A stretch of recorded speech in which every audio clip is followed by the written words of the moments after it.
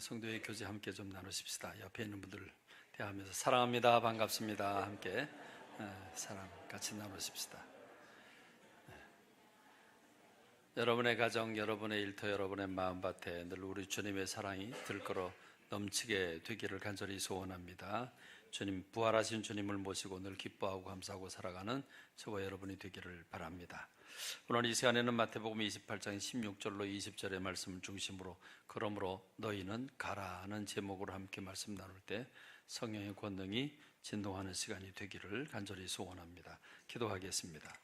하나님 아버지, 말씀 받기를 원합니다. 종의 몸, 마음, 생각, 육체가 주님께 사로잡혀 주님의 도구로 쓰임받게 되기를 원합니다. 모든 성도님들의 마음밭을 어루만져 주셔서 옥토가 되게 하시고 간절히 사모하며 믿음으로 받고 그 말씀대로 실천에 옮김으로 그 말씀이 삶의 현장에서 능력으로 안내하고 이끌어가는 힘이 되게 하옵소서.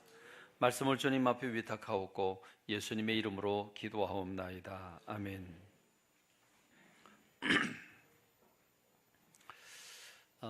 만일 내가, 여러분 스스로 한번 다 생각해 보십시다. 내가 죽었다가 3일 만에 깨어났다면 나는 제일 먼저 누구를 찾아갈까?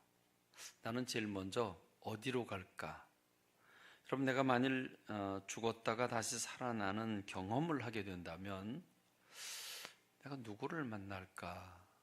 또 어디를 갈까? 다시 말하면 아마 가족에게로 가겠죠.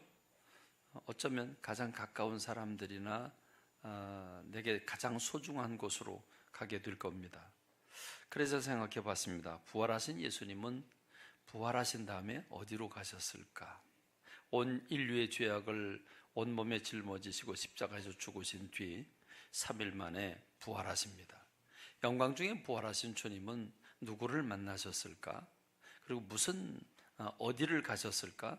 그리고 무슨 말씀을 하셨을까?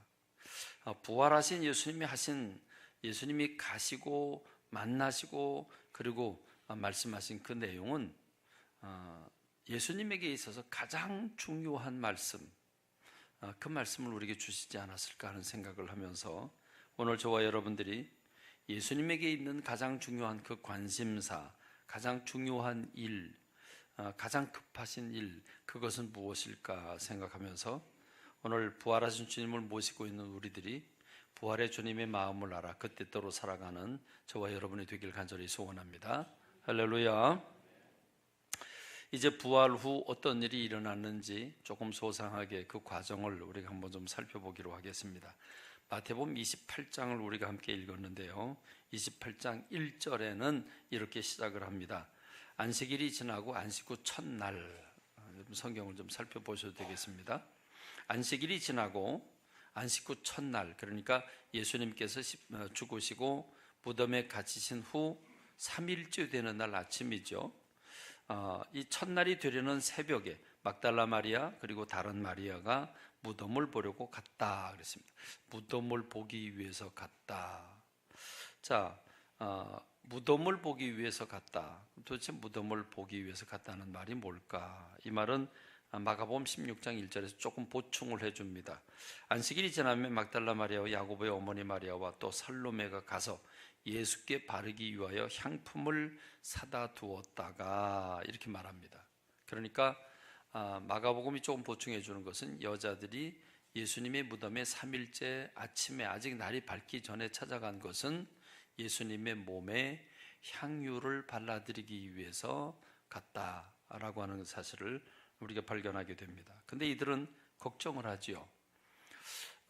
유대인의 무덤은 우리의 무덤과 좀 다릅니다. 우리는 땅속에 묻는 그런 관습을 가지고 있다고 한다면, 유대인들은 산 같은 데에 동굴을 파서 거기다 시신을 안치하고 그리고 큰 돌로 그 동굴을 막아 놓는 게 유대인들의 관습입니다. 그러니까 힘없는 여자들이 그 꼭두 새벽에 아직 날이 밝기도 전에 그 무덤을 찾아가면서 걱정들을 합니다.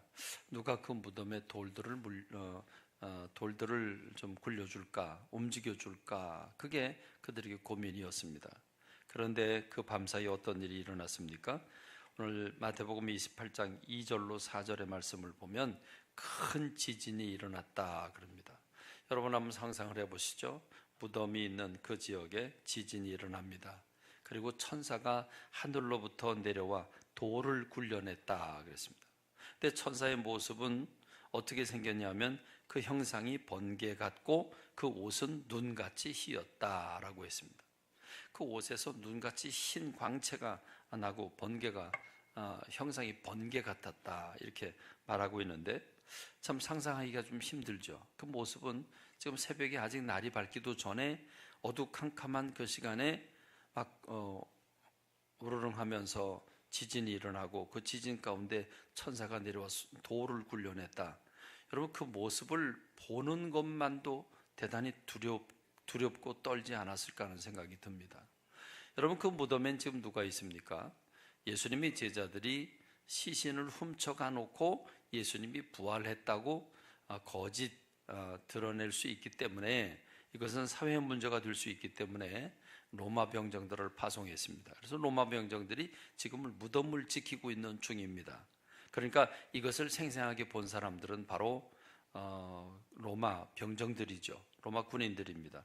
군인들이 그 아직 날이도 밝기 전에 지진이 일어나면서 큰 돌이 천사들에 의해서 굴려지고 그리고 그 돌 위에 천사들이 앉습니다. 그 모습을 보고 얼마나 혼비백산했을까요?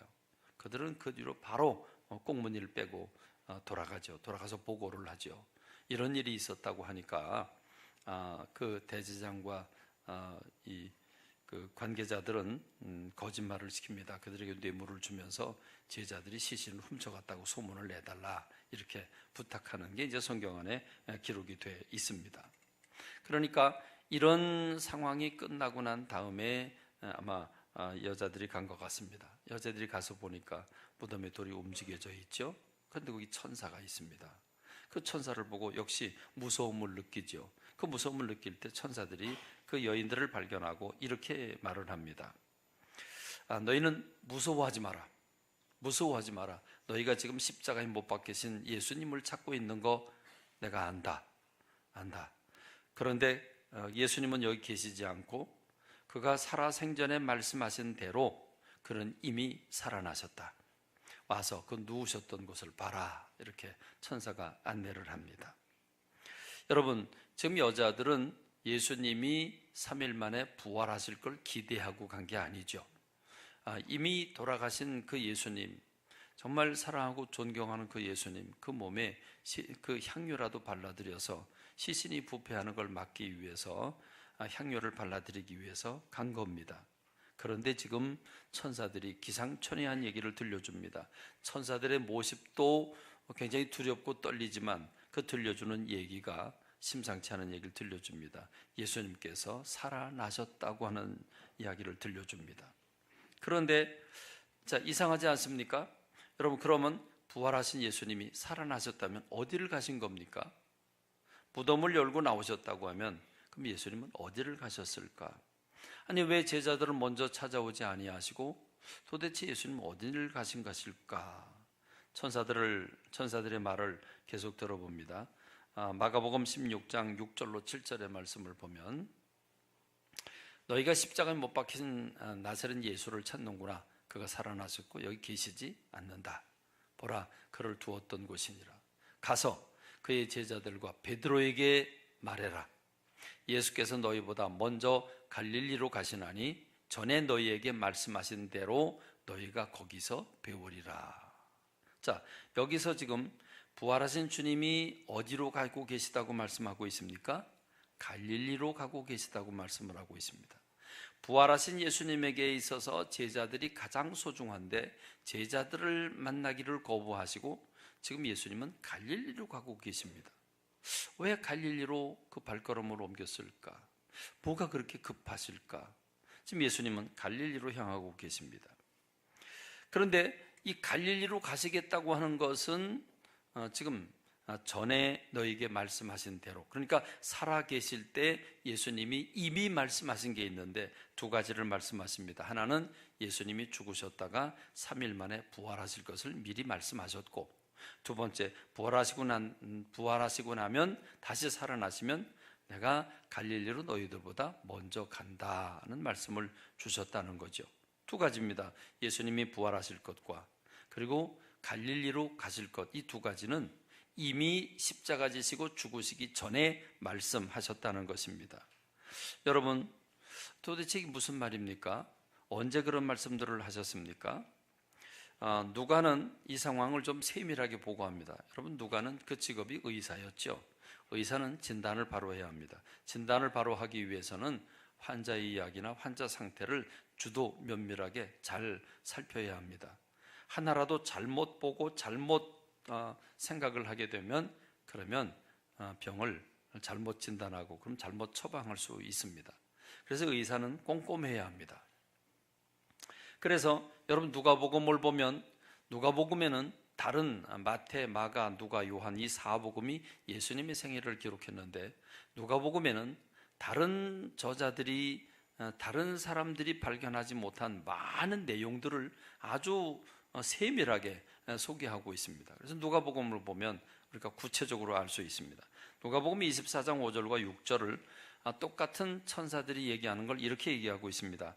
여자들이 두려워 얼굴을 땅에 대니 두 사람, 천사죠. 천사들이 이르되 어찌하여 살아있는 자를 죽은 자 가운데 찾느냐?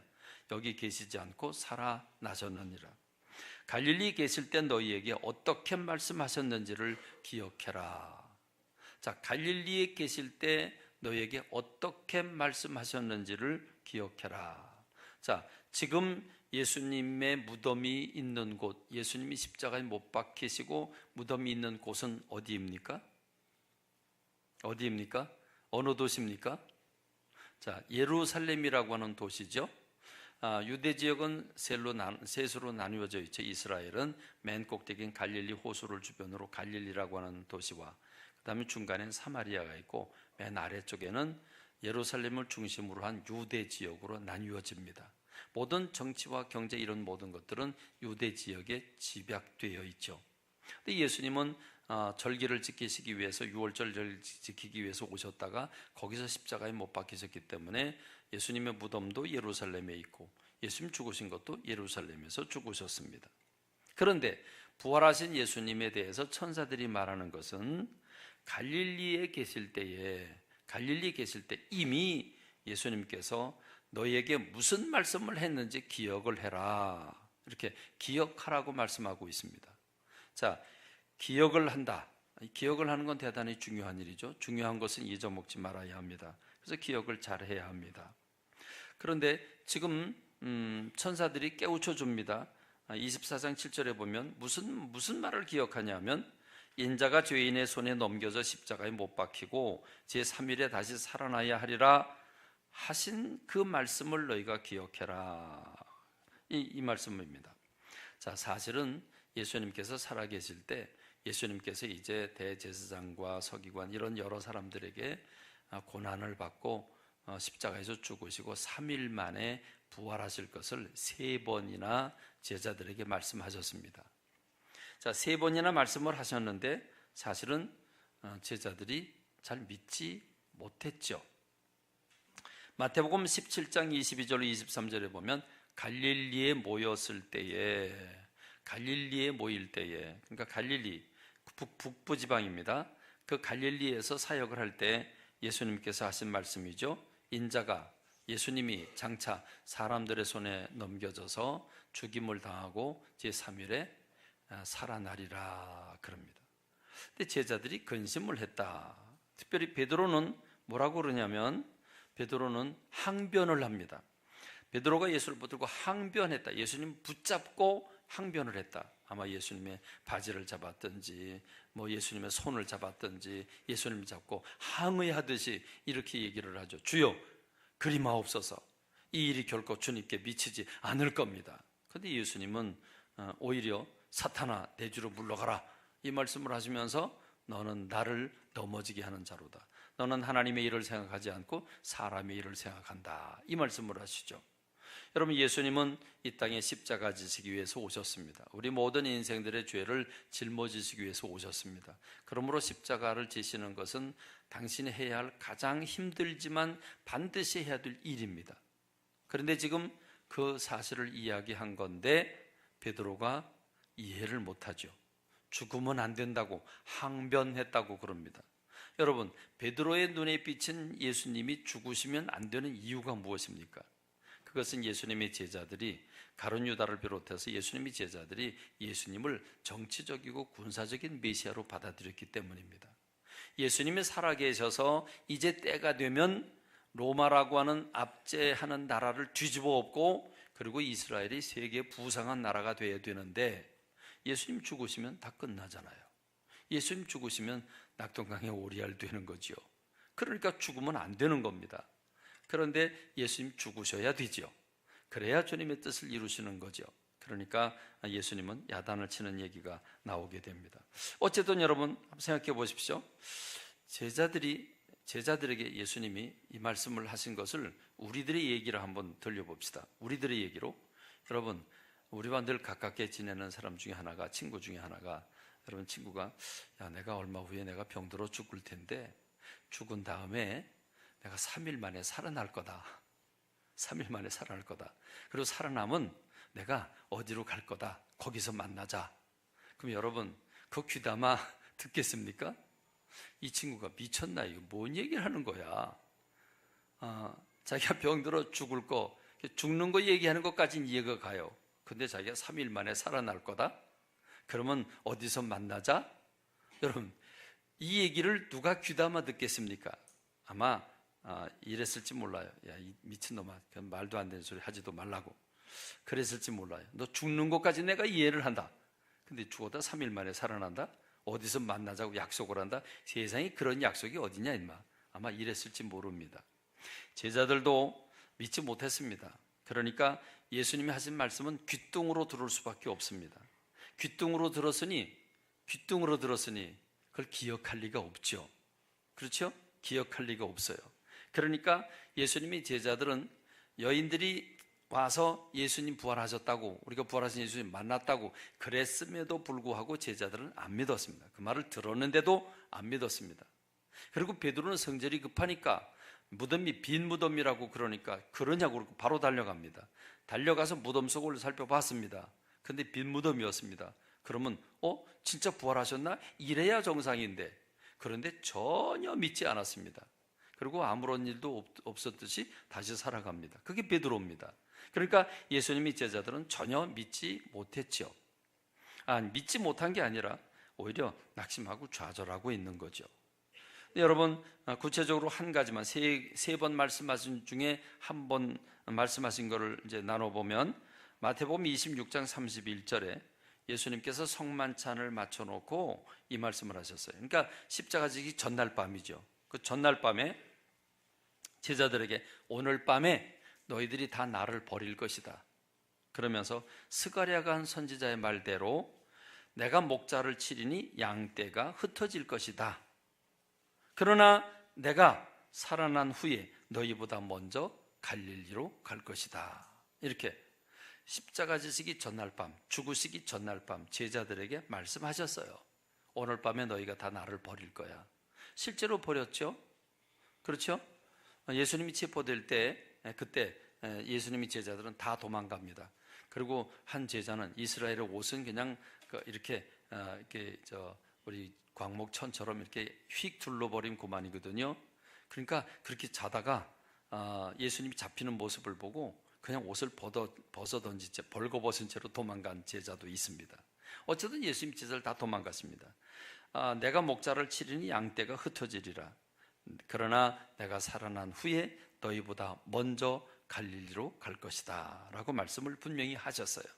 하셨는데 천사들이 전혀 기억을 못하니까, 예수님이 부활하실 것도 기억을 못했고 갈릴리로 가신다고 하는 것도 기억을 못하고 있으니까 지금 천사들이 깨우쳐주고 있는 겁니다.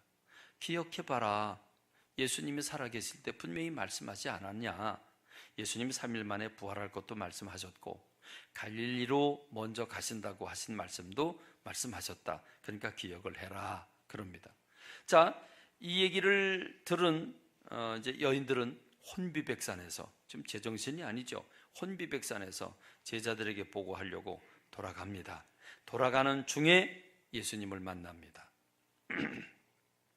그 얘기가 마태복음 28장 8절로 10절의 말씀 가운데 나와 있는데 이 여자들이 무서움과 큰 기쁨으로 빨리 무덤을 떠나. 그렇죠?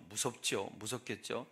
그러니까 한편으로는 무섭고요, 한편으로는 기뻐요. 왜? 예수님이 살아나셨다니까. 분명히 빈 무덤이고 살아나셨다니까. 믿지 못할 일에 반신반의하고 있는 거죠. 그러니까 무서움과 큰 기쁨이 교차되면서 빨리 무덤을 벗어나고 싶어서 나와요. 그리고 제자들에게 알려주기 위해서 빠른 걸음으로 갑니다. 그런데 그때 예수님께서 그들에게 나타나십니다. 여인들에게 나타나시죠. 그래, 평안하냐 그럽니다. 평소에 늘 익숙하게 듣던 음성입니다. 예수님의 음성이죠. 평안하냐, 늘 듣던 음성으로 이 말씀을 딱 듣자마자 성경 말씀에 보니까 이렇게 해서 여자들이 나아가 그 발을 붙잡고 경배하니, 예수님께서 무서워하지 마라. 가서 내 형제들 베드로에게 가라. 베드로에게 얘기를 해라. 갈릴리로 가라고 그래라. 내가 거기서 너희를 만날 거다. 이 얘기를 들려줍니다.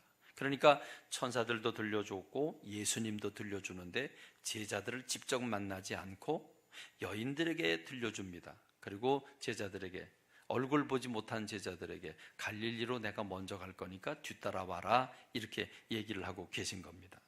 자, 여러분, 이 갈릴리는 어떤 곳입니까? 여러분 지도를 한번 좀 보여주죠. 아까도 말씀드렸습니다만은 갈릴리라고 하는 지역이 이렇게 돼 있죠. 이 파란 부분, 여긴 지중해 바다입니다.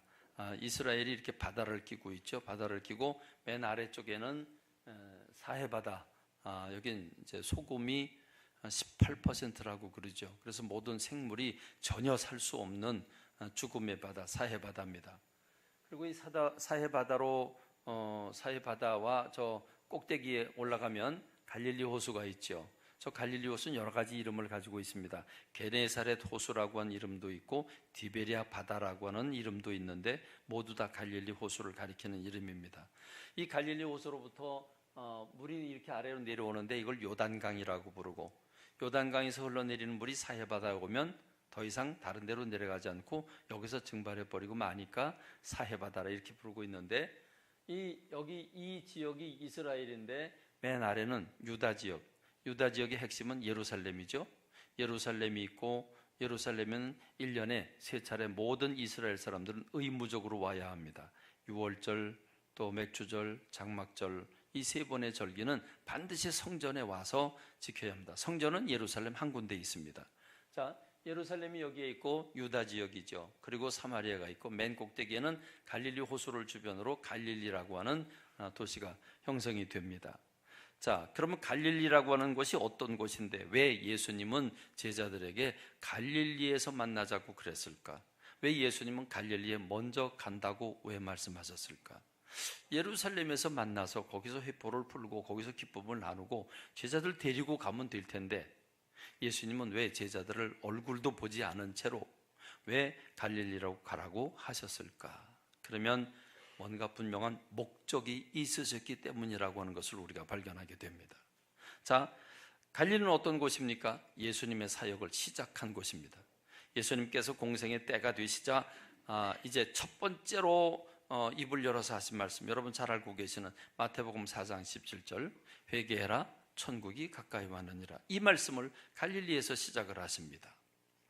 자, 그런데 예수님이 제일 먼저 사역을 시작하면서 가장 먼저 하시는 일은 제자를 부르는 일이죠. 12제자를 부르는 일인데 마태는 12제자를 부르는 얘기를 이렇게 간략하게 소개하고 있습니다. 마태복음 4장 18절로 20절에 보면 갈릴리 해변에 다니시다가, 역시 갈릴리죠. 갈릴리 해변에 다니시다가 두 형제, 곧 베드로와 시몬 베드로와 안드레를 만납니다. 그런데 그들은 그물 던지는 걸 보셨다. 지금 고기를 잡고 있는 중입니다. 그들에게 예수님께서 나를 따라오라 말씀하시면서 내가 너희를 사람 낚는 어부가 되게 하리라, 아주 간략하게 보고 형식으로 말하고 있습니다. 그러자 그들이 곧 예수를 따라갔다. 아니, 어떻게 말 한마디 했다고 저렇게 따라갈 수 있을까요? 그렇죠? 우리 교우들도 광고 한 번 했는데 착착 움직이시면 얼마나 좋겠어요? 말 한마디 했는데 배와 그물을 버려요?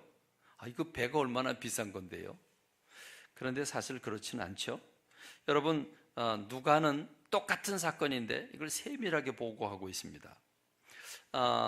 이 갈릴리 해변에 다니시다가 먼저 만난 건 시몬 베드로와 안드레고, 그 다음에 몇 발짝 가니까 거기에는 요한의 형제가 있어요. 세베대 아들들이죠. 두 형제가 고기를 잡고 있는데 그들도 부릅니다. 그들도 따라가죠. 자, 근데 누가는 이 부분을 좀 더 세밀하게 소개하고 있습니다. 누가는 이렇게 소개하고 있죠. 자, 누가복음 5장에 보면 많은 무리가 예수님에게 몰려옵니다. 그래서 예수님은 여기가 육지고 이쪽이 바다라고 한다면 예수님이 오시는데 호숫가에 배가 두 척이 있어요. 배가 두 척이 있고 그 배 두 척은 하나는 베드로의 배이고 하나는 요한의 배입니다. 자, 배가 두 척이 있는데 지금 어부들은 배에서 나와서 그물을 씻는지라, 그러니까 작업이 끝난 거죠. 작업이 끝난 겁니다. 자, 그럼 작업이 끝난 상태에 있을 때 두 배 중에 한 배에 오르게 되는데 그게 바로 베드로의 배입니다. 예수님의 베드로 배에 올라갑니다. 배는 지금 육지와 연결되어 있겠죠. 그러니까 거기를 올라갑니다.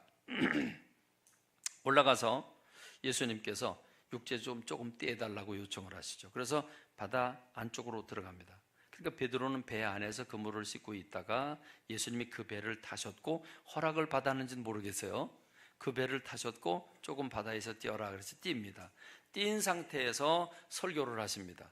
복음을 전하시고 난 다음에 느닷없이 베드로에게 이렇게 얘기를 하죠.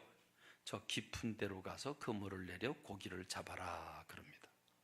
그러니까 이미 심하이 했어요. 그렇죠? 이미 끝났어요. 그물을 씻고 있어요. 정리 다 끝났어요. 그랬는데 깊은 데로 가서 그물을 내려라 그럽니다. 그러니까 이 베드로가 원래 성질이 급하긴 한데 그래도 좀 순한 사람이죠. 베드로가 이렇게 얘기를 합니다. 선생님, 이 선생님이라고 말하는 것은 뭐라고 말하기에 처음 만난 사람인데 뭐라고 말하기엔 좀 어정쩡할 때 높여주는 단어가 선생님이잖아요. 그렇죠?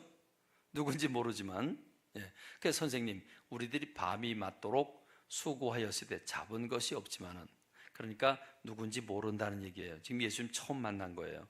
처음 만났는데 이분이 그물을 깊은 데로 가서 던져보라고 하니까 좀 이상하죠. 낯선 사내가 와서 설교를 하더니 자기에게 그물 던지라고 하니까, 선생님, 우리들이 밤새도록 고기를 잡았는데 한 마리도 못 잡았습니다.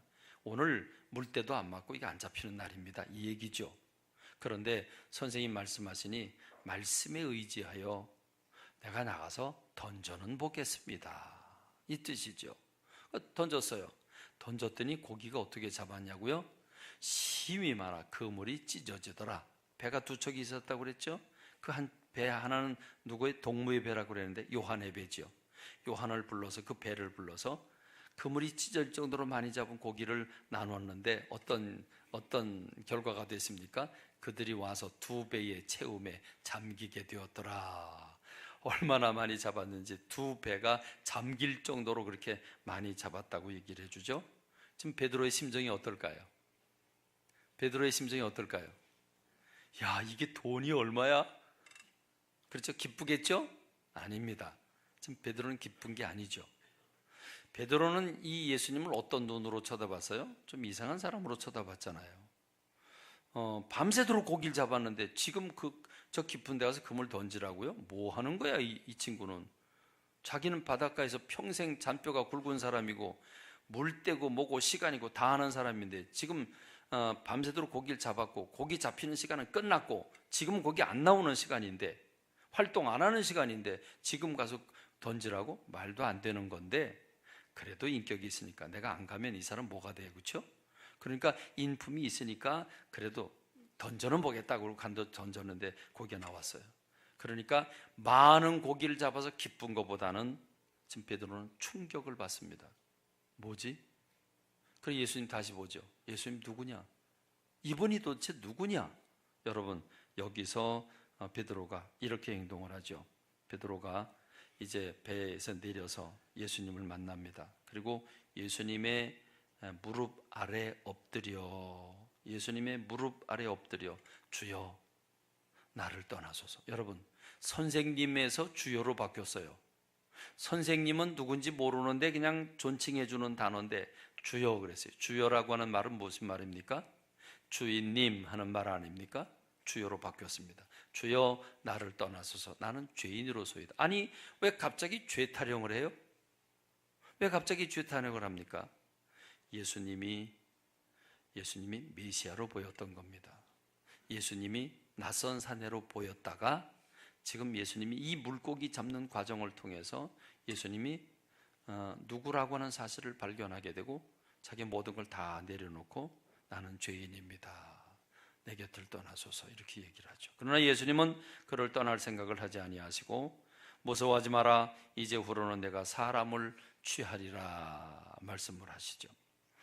여러분, 그리고 이제 베드로를 육지에 대고 모든 것을 버려두고 예수를 따랐다. 그러니까 여러분, 누가가 상당히 세밀하게 보고를 하고 있고 마태는 간단하게 보고를 하고 있는 겁니다. 자, 누가의 얘기를 들어보니까 배를 버려두고 떠나는 것에 대해서 이해가 되시죠? 그럼 이게 언제 사건입니까? 누가복음 5장이니까 예수님이 갈릴리에서 사역을 시작하면서 먼저 제자들을 부르시는데 제자들을 부르는 과정에서 이런 일들이 있었다고 하는 사실입니다. 그러므로 베드로는 갈릴리는 어떤 곳입니까? 갈릴리는 예수님의 사역이 처음 시작한 곳이고 베드로가 예수님을 처음 만난 곳이고 제자들이 주님을 처음 만났을 뿐만 아니라 예수님이 누군지를 발견하고 그리고 그 앞에 부복하고 부름을 받던 곳입니다. 사람 낚는 어부가 되게 하겠다라고 사명을 부여받은 곳이 갈릴리입니다. 바로 그 갈릴리로 가신다고 하는 말씀입니다. 여러분, 무엇입니까? 지금 제자들은 예수님이 십자가에 못 박혀 죽으시고 난 다음에 절망을 합니다. 낙심을 합니다. 예수님이 다시 산다고 하는 사실은 전혀 기대도 상상도 못했습니다. 낙심하고 좌절하고 있는 그들에게 부활하신 예수님은 내가 이미 살아난다고 말하지 않았느냐? 그리고 내가 갈릴리에서 만나자고 말하지 않았느냐? 그러니까 제자들에게 가서 얘기해라. 갈릴리로 와라. 내가 먼저 갈게. 이 얘기를 하신 겁니다. 자, 그러면 갈릴리 예수님 어떻게 가셨으며 예수님은 어떻게 갈릴리에서 무슨 말씀을 하실까요? 갈릴리에 집합을 시켜놓고 무슨 말씀을 하시려고 하는 걸까? 여러분, 그 얘기를 요한이 들려줍니다. 이번 요한이 좀 소생하게 얘기를 하죠. 요한복음 21장 보면 그 후에 예수께서 디베랴 호수에서 또 제자들에게 자기를 나타내셨으니 나타내신 일은 이러하다. 이 디베랴라고 하는 게 이제 갈릴리 호수인데, 자, 21장 2절과 3절 지금 화면에 나와 있습니다. 이 말씀을 보면, 자, 여러분 한번 숫자를 세보세요. 시몬 베드로, 그리고 디두모라는 도마, 그 다음에 갈릴리의 가나 사람 나다나엘, 그 다음 세베대의 아들들이 누굽니까? 세베대의 아들들이 누굽니까? 야고보, 요한이죠. 그리고 다른 제자 둘, 그 몇 명이에요? 7명이에요. 7명의 제자들이 지금 갈릴리에 온 겁니다. 갈릴리에 왔는데, 자, 제자들은 예수님 부활할 걸 못 믿었어요. 근데 여자들이 미친 소리를 해요. 예수님 만났대요. 쫓아가 봤어요. 빈 무덤이에요. 도대체 이해가 안 가요. 그럼 빈 무덤을 보고 진짜 살아나셨나? 이래야 되는데 이상하다. 이게 무슨 일이야 도대체 이거. 이렇게 거기서 끝나요. 그냥 끝나고 갈릴리로 가라고 그랬다고 하는 여자들이 얘기를 듣고 그것도 역시 반신반의예요. 그렇죠?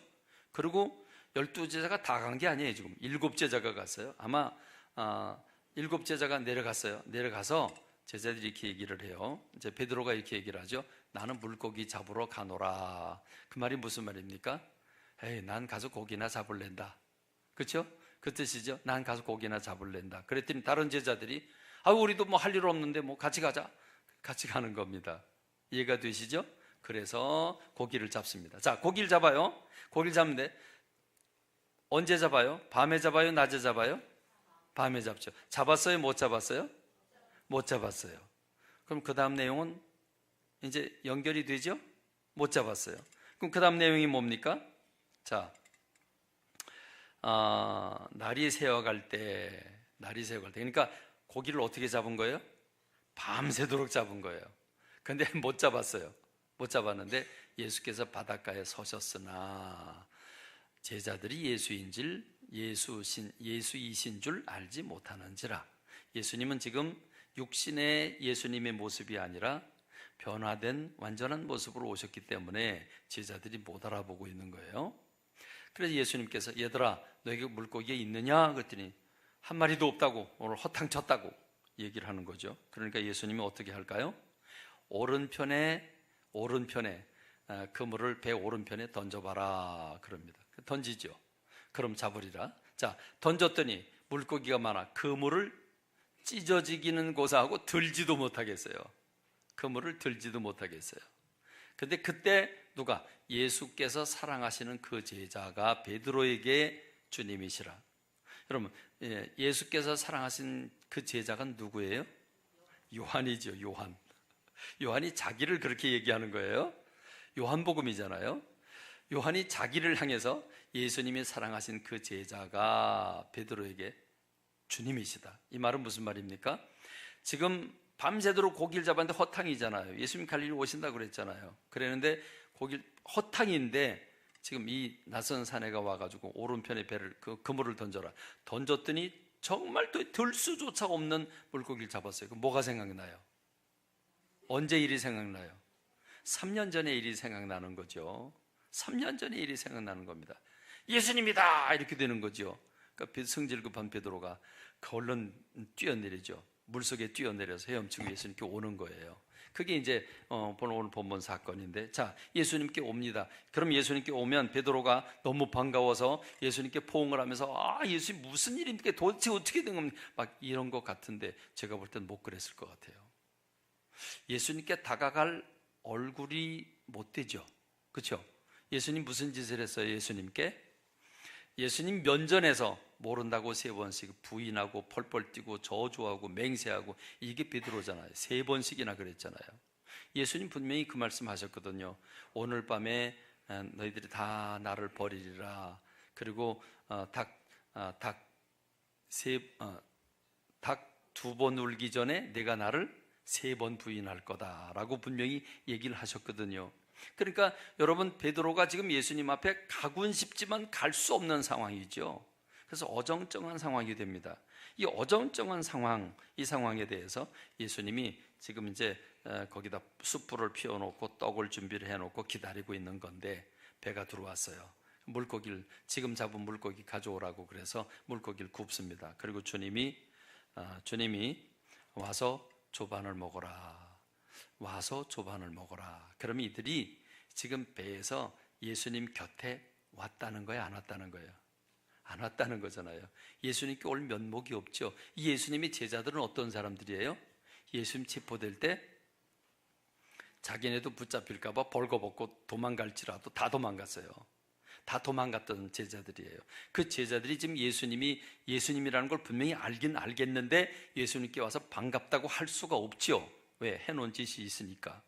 그러니까 베드로도 그렇고 제자들도 그렇고 어정쩡하게 있는 거예요. 그래서 요한복음 21장 12절 13절에서 이렇게 얘기를 하고 있죠. 예수께서 이르시되 와서 조반을 먹으라 하시니 제자들이 주님이신 줄 아는 고로 당신이 누구냐 감히 묻는 자가 없더라. 그래서 예수님이 떡을 가져다 그들에게 주시고 생선도 그렇게 주셨다. 자, 이렇게 먹고 난 다음에 예수님이 또 대화를 하시죠. 베드로를 불러요. 베드로를 불러서 이렇게 얘기를 하십니다. 베드로야, 네가 이 사람들보다도 나를 더 사랑하느냐? 그러십니다. 예수님 굉장히 짓궂죠. 자, 베드로가 예수님을 몇 번 모른다고 그랬어요? 3번. 그래서 예수님 3번 물어요. 네가 이 사람들보다 나를 더 사랑하느냐? 네가 나를 사랑하느냐? 네가 나를 사랑하느냐? 근데 여러분, 지금 베드로가 예수님 보고 사랑한다고 말할 수 있어요? 없어요? 있어요? 없지요? 없어요. 얼굴 두껍게 양심이 있지 어떻게 예수님 사랑한다고 그래. 그런데 실제로는 베드로가 예수님을 사랑해요? 안 해요? 하잖아요. 그러니까 뭐라고 대답을 해요? 주님이 아시나이다. 내가 주님을 사랑하는 줄 주께서 아시나이다. 자, 이렇게 대답을 했는데 두 번째 또 물어요. 네가 나를 사랑하느냐? 또 세 번째, 네가 나를 사랑하느냐? 근데 베드로가 끝까지 그럼요, 그거 몰라서 물어, 이렇게 말을 못하죠. 그럼 뭐라 그래요? 내가 주님을 사랑하는 줄 주께서 아시나이다. 기껏해야 요 대답밖에 못해요. 그런데 예수님은 이러한 베드로, 이러한 예수님을 부인했던 도망갔던 제자들에게 내 양을 먹여라, 내 양을 쳐라, 내 양을 먹여라, 이렇게 3번이나 말씀을 하시죠. 여러분, 왜 예수님께서 갈릴리로 가라고 했는지 이제 이해가 되시죠? 왜 예수님께서 제자들을 직접적으로 바로 안 만나고 왜 갈릴리에서 만나자고 했는지 이해하시죠? 갈릴리가 처음에 예수님을 만났던 곳이고 사명을 부여받은 곳이고 거듭난 곳이고 그 자리가 이 예수님을 영접한 그 베드로와 제자들에게 있어서는 훈련받은 교육받은 그 장소이기 때문에 그렇습니다. 하나님은 처음 부름받은 곳 그곳으로 부르십니다. 지금 예수님의 부활을 믿지 못하고 낙심하고 있고 좌절하고 있고 그리고 믿음을 팔아먹고 예수님 모른다고 배반하고 그리고 예수님 도망가고 그런 제자들, 지금 완전히 밑바닥으로 떨어진 그 제자들을 바로 부름받은 장소 그 갈릴리로 부르셔서 예수님께서 그 죄를 따져 묻지 아니하시고 내 양을 먹여라. 주님이 십자가를 지시고 구원해 놓으신 당신의 양들을 베드로에게 맡겨주시고 제자들에게 맡겨주시면서 이제부터 너희가 사람 낚는 어부가 되리라 하고 약속하신 그 약속이 바로 이 순간 예수님께서 부활하신 이 순간에 이제부터 너희들이 사람 낚는 어부가 될 것이라 하고 하는 말씀을 부여하고 계신 겁니다. 그렇습니다. 오늘 부활하신 예수님은 갈릴리에서 제자들을 만나기를 원하셨습니다. 제자들의 얼굴을 직접 보기를 원치 않으셨습니다. 그리고 갈릴리에서 만나셨습니다. 그렇습니다. 혹시 여러분 부활하신 예수님을 마음속에 모시고 계십니까? 부활하신 예수님을 마음속에 모시고 계십니까? 그렇다고 한다면 우리는 어떤 마음을 가지고 살아야 되겠습니까? 주님이 제자들에게 말씀하신 이 말씀, 주님께서 말씀하신 사람 낚는 어부가 되게 하리라, 내 양을 먹여라 하고 말씀하신 대로 오늘 저와 여러분들도 이 말씀을 붙잡아야 되는 줄로 믿습니다. 자, 요한이라고 하는 제자는 이렇게 자세하게 언급했지만 마태는 아주 짧게 우리에게 말씀을 전해줬습니다. 그것이 바로 오늘 우리가 읽은 본문의 말씀입니다. 11 제자가 갈릴리에 가서 예수께서 지시하신 산에 이르러 예수를 배웠고 경배하나 아직도 의심하는 사람들이 있더라. 이런 상황인데 주님께서 말씀하십니다. 너희는 가서 모든 족속을 제자로 삼아 아버지와 아들과 성령의 이름으로 세례를 베풀고 내가 너에게 분부한 모든 것을 가르쳐 지키게 하라. 그럽니다. 주님은 부활의 주님을 모신 사람들에게 너희는 가라, 모든 민족으로 제자를 삼아라. 주님 우리에게 사명을 부여하고 계십니다. 가라, 모든 민족에게로 가라, 그들을 제자로 삼아라. 그리고 세례를 베풀고 그들이 말씀 가운데서 예수님을 모시고 천국을 바라보고 살도록 이끌어라. 이 말씀을 주셨습니다. 그리고 이 말씀을 받은 이 부활을 받아들인 사람들은 베드로에 이어서 오늘 그 역사가 이어서 오늘 우리들에게까지 왔고 저희 아버님 세대가 저들에게 이 복음을 전해줬고 우리도 이 복음을 받고 우리 자녀 세대에게 이 복음을 전하고 있고 이 복음을 받아들인 사람들은 이 복음을 받아들고 오늘도 인도로 중국으로 선지 사방으로 나가 복음을 전하고 있는 줄로 믿습니다. 비록 우리가 해외에는 나가지 않더라도 오늘 우리가 우리의 살고 있는 삶의 주변 내 이웃과 내 직장과 내 일터 여러분이 함께 있는 모든 곳 거기에서 부활의 증인들이 되시기를 살아계신 주님을 증거하는 여러분들이 되시길 주님의 이름으로 축원합니다. 기도합니다. 하나님 아버지 은혜와 사랑 감사와 찬미를 주님 앞에 돌립니다. 부활하신 주님께서 제자들을 갈릴리에서 만나기를 원하셨습니다. 처음 만나신 곳, 처음 사명을 부여하던 곳, 신앙이 땅바닥에 떨어지고 그리고 사명도 다 팔아먹고 지금 낙심하고 좌절하고 있는 제자들을 그 사명을 부여받던 곳으로 부르셔서 다시 그들의 가슴을 불태워 주시고 그들로 하여금 땅끝까지 가라고 말씀하신 주님의 말씀은 바로 오늘 우리들에게 주시는 주님의 음성인 줄로 믿습니다.